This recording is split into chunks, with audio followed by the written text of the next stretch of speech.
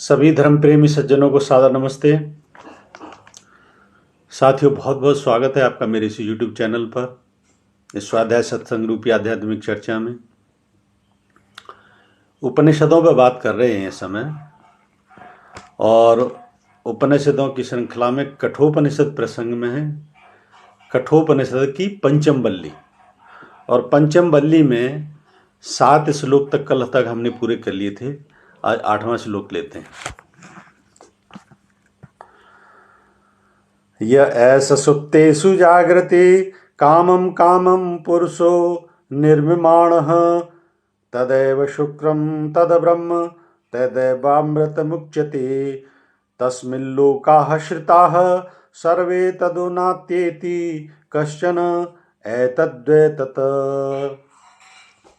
इसका भावार्थ है, जीवात्मा संबंधी रहस्य बतलाकर यमाचार्य परमात्मा के संबंध में कहते हैं।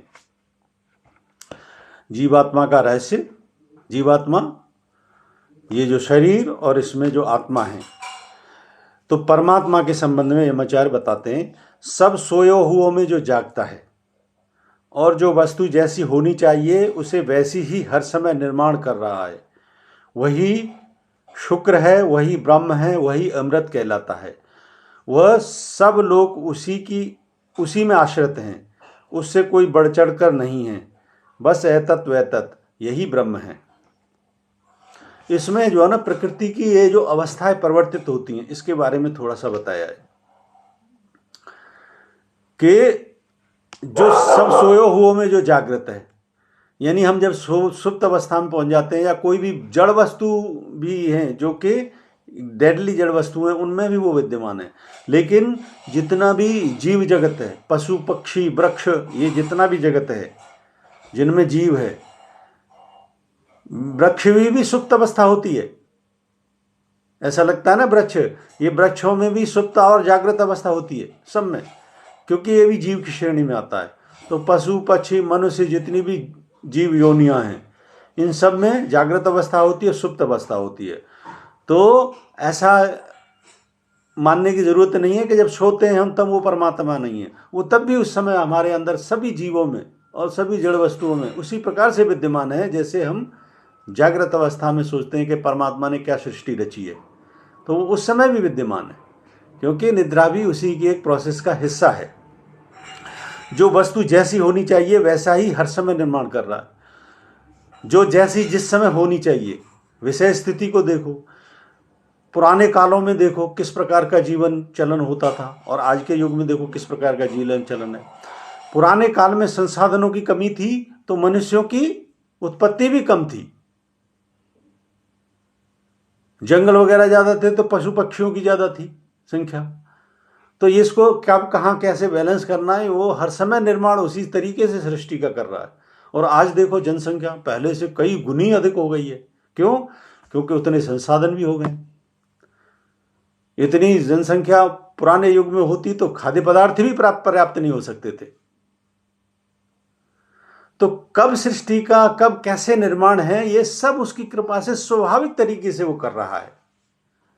इसीलिए हमको हर समय ईश्वर की कृपा पात्र का जो है ना, हमेशा ये कहते हैं ना कि उसके प्रति धन्यवाद कृतार्थ भाव से रहना चाहिए कि उसने जैसा जीवन दिया है, हर प्रकार से जब जिस युग में संसाधनों की आवश्यकता है उसने वैसे वैसे संसाधन दिए हैं। यानी उसी हिसाब से वो प्रकृति को जागृत करता है, सब अवस्था में विद्यमान है। वही शुक्र है, ज्योति स्वरूप भी वही है, वही ब्रह्म है, अमृत भी वही है। मृत्योर मां अमृतम गमय, अमृत स्वरूप भी उसी का है। जब इन बंधनों से हम छूट जाते हैं वही अमृत है। सब लोग उसी में आश्रित हैं और सारे लोग उसी में आश्रित हैं। दूर दराज भी जो लोग दिखाई देते हैं, या तारा मंडल जितना भी दिखाई देता है, सब उसी में आश्रित हैं। ये जैसे वो यहाँ संचालन कर रहा है वैसे सभी जगह संचालन कर रहा है, और इसीलिए यही परमात्मा का स्वरूप है, यही ब्रह्म है, यही ब्रह्म अवस्था है। एक और श्लोक लेते हैं। य एस अग्निर्यवेको भुवनं प्रविष्टो रूपं रूपं प्रतिरूपो बभूव एकस्त्वा सर्वभूतांतरात्मा रूपम रूपम प्रतिरूपो बहिश्च।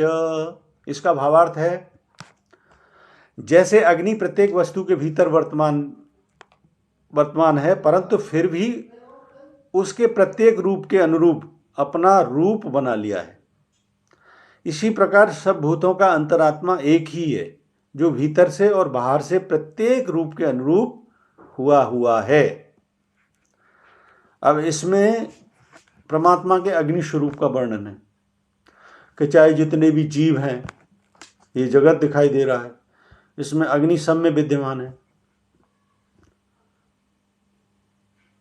तो जैसे लकड़ी है, वैसे अगर हम देखें तो कोई कह सकता है कि ये अग्नि है, नहीं, लेकिन जब उसको अग्नि के प्रवेश कराया जाता है उसमें, तो वो अग्नि को पकड़ लेती है और अग्नि स्वरूप हो जाती है। तो जैसे इन तत्वों में अग्नि विद्यमान है सभी जीवों में, तो सभी जीवों को उसने, ये जब पंचभूतों जैसे शरीर बने हैं, तो शरीरों को भी अग्नि तत्व जिस शरीर में जिस भाव में मोल्ड होना चाहिए वैसे मोल्ड है। कहने हैं कि जैसे शरीर तुमको संरचनाएं नजर आ रही है भिन्न भिन्न रूप की, तो उसने अपने रूप को हर रूप में अपने आप को समाहित किया हुआ है। अगर अग्नि की तत्व की इसमें बात कर रहे हैं तो अग्नि तत्व हर जीव में इसी प्रकार से समाहित है। इसी प्रकार सब भूतों में अंतरात्मा एक ही है। तो इसी प्रकार तत्व से ऐसा वर्णन है कि सभी जीवों में भी परमात्मा की स्थिति, एक स्थिति इसी प्रकार से विद्यमान है, जो भीतर से बाहर से प्रत्येक रूप के अनुरूप हुआ है। भीतर कहते हैं ना कि हमारे भीतर की ये अग्नि तत्व कहाँ है, वो दिखाई तो देता नहीं, किसी भी जीव में दिखाई नहीं देता, लेकिन जो पाचन होता है वो उसी से होता है। पाचन क्रिया जो जिस प्रत्येक जीव में संचालित है वो अग्नि तत्व की वजह से है। तो दिखाई तो किसी को नहीं दे रहा, लेकिन विद्यमान है। क्यों? उसी से पाचन क्रिया सभी जीवों में चलायमान है। तो इसीलिए कहा कि वो हर जीव में इसी प्रकार से अपने अपने जितने भी निर्माण हैं वो कैसे होने चाहिए, ये उसने स्वयं रचे हैं, ऐसे समझिए इसको। एक और श्लोक ले लेते हैं।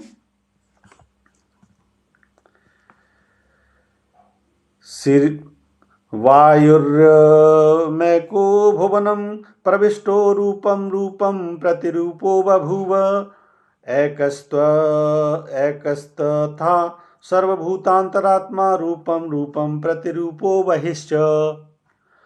इसका भावार्थ है, जैसे वायु प्रत्येक वस्तु के भीतर वर्तमान है, परंतु फिर भी उसने प्रत्येक रूप के अनुरूप अपना रूप बना लिया है, इसी प्रकार सब भूतों का अंतरात्मा एक ही है, जो भीतर से और बाहर से प्रत्येक रूप के अनुरूप हुआ है।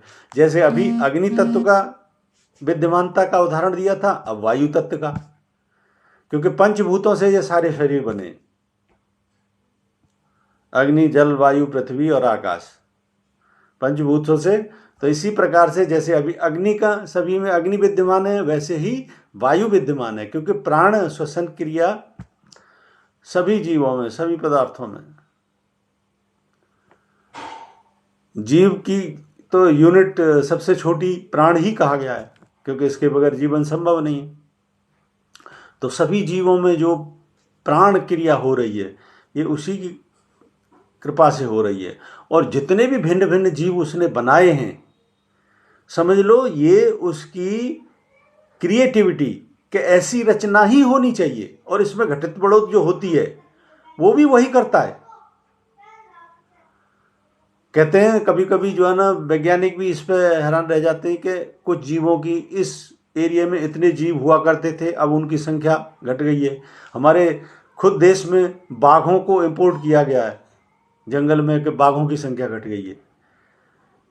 बुद्धिजीवी लोग इस पर भी चिंतन करते हैं कि प्रकृति का बैलेंस बना रहना चाहिए, क्योंकि बैलेंस बिगड़ता है तो ये उन जीवों के लिए नहीं, ये मनुष्यों के लिए हानिकारक है। फिर मनुष्य भी सर्वाइव नहीं करते। आप सोचते हो कि ये जीव जंतु नहीं रहेंगे तो मनुष्य जीवित रहेगा, ये नहीं रहेंगे तो मनुष्य भी जीवित नहीं रह सकता। सब जो परमात्मा ने सृष्टि बनाई है, ये जीव बनाए हैं, ये जिस प्रकार से मनुष्य इस सृष्टि में विद्यमान है, वैसे ही इन जीवों की भी आवश्यकता उपयोगिता है। तो इसलिए उपनिषद का ऋषि समझा रहा है कि जैसे वायु सभी में विद्यमान है, वैसे ही ब्रह्म स्थिति सभी जीवों में अनिवार्य है, और इसीलिए उसकी विद्यमानता है। इसी से समझिए कि सृष्टि का निर्माण बिना उस परमात्मा से फलित नहीं हो सकता, फूलित भी नहीं हो सकता, न पैदा हो सकता, न फर्टाइल हो सकता। तो ये सब उसी की कृपा है। तो जैसे जीवों में सभी में वायु विद्यमान है, वैसे ही ब्रह्म विद्यमान है, परमात्मा ऐसे ही विद्यमान है सभी जगह।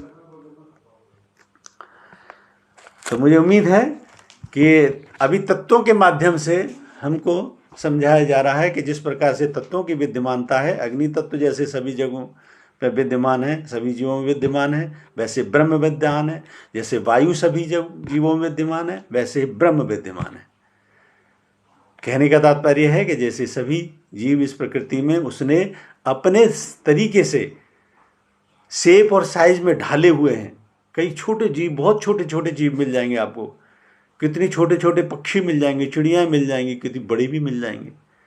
तो इन सभी जीवों को जो रूप और आकार जो उसने दिया है, वो उसने अपने तरीके से दिया है इस सृष्टि के संचालन के लिए, इसके बैलेंस रखने के लिए। तो जैसे वायु और अग्नि उनमें सब में विद्यमान है, वैसे ही ब्रह्म सभी जगह विद्यमान है। ये उसी की क्रिएटिविटी का एक हिस्सा है, ऐसे समझें। मुझे उम्मीद है ये श्लोक पसंद आए होंगे, ये चर्चा पसंद आ रही होगी। पसंद आ रही है तो मेरी इस वीडियो को लाइक करें, अधिक से अधिक इसको शेयर करें।